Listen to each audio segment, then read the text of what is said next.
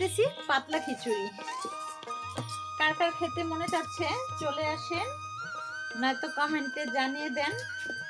আপুর হাতের পাতলা খিচুড়ি, এ হচ্ছে শুকনা মরিচ, এটা দিব। তো দেখতে থাকুন। পাতলা খিচুড়িটা এখন বাগার দিব তেল দিয়ে, পেঁয়াজ রসুন তারপর কালি জিরা আর জিরা দিয়ে এটা এখন বাগার দিব। দেখতে থাকুন। আসলে প্রতিদিন রান্না করা হয় ঠিকই, কিন্তু এগুলা খাওয়া হয় না, খাওয়ার লোক নাই। আমি একা আর কত খেতে পারি।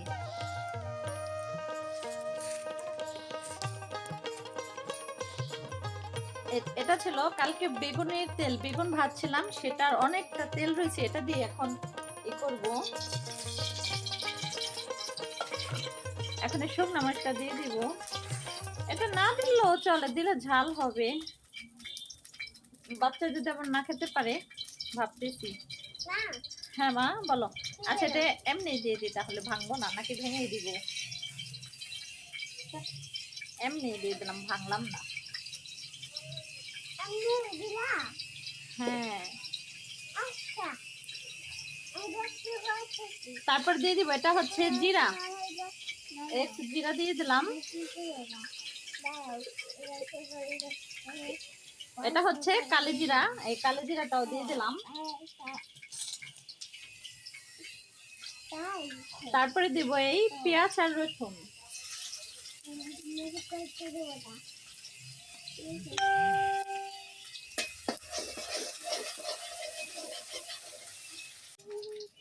তো পেঁয়াজটা ভাজা ভাজা হয়ে গেছে, এখন আমি খিচুড়ির ভিতরে এটা দিয়ে দিব।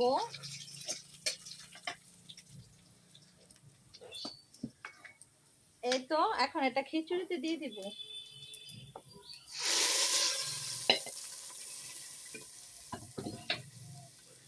দেওয়া হয়ে গেছে, একটু নেড়ে নিই। কিছু খেয়ে মজা যে তৃপ্তিটা পাবো, অন্য কিছু দেখে কি তৃপ্তি পাবো? তো আমি হাত দিয়ে খাবারটা খেয়ে দেখবো, দেখি কেমন হলো। সঙ্গে একটু আচার নিছি, অনেক গরম।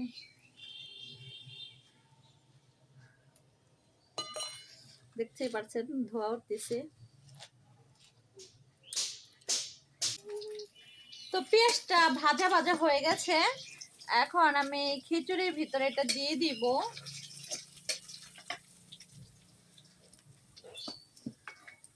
এই তো এখন এটা খিচুড়িতে দিয়ে দিব।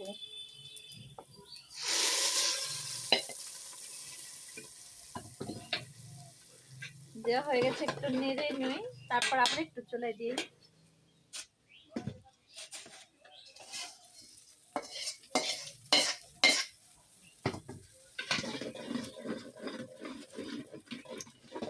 জানি না কেমন হবে, আরেকদিন রান্না করছিলাম সেটা অনেক মজা হয়েছিল, আজকেরটা কেমন হবে জানি না।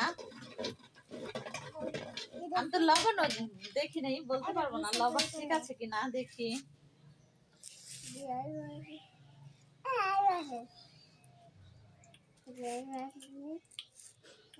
মনে হয় একটু লাগে, একটু লবণ নিয়ে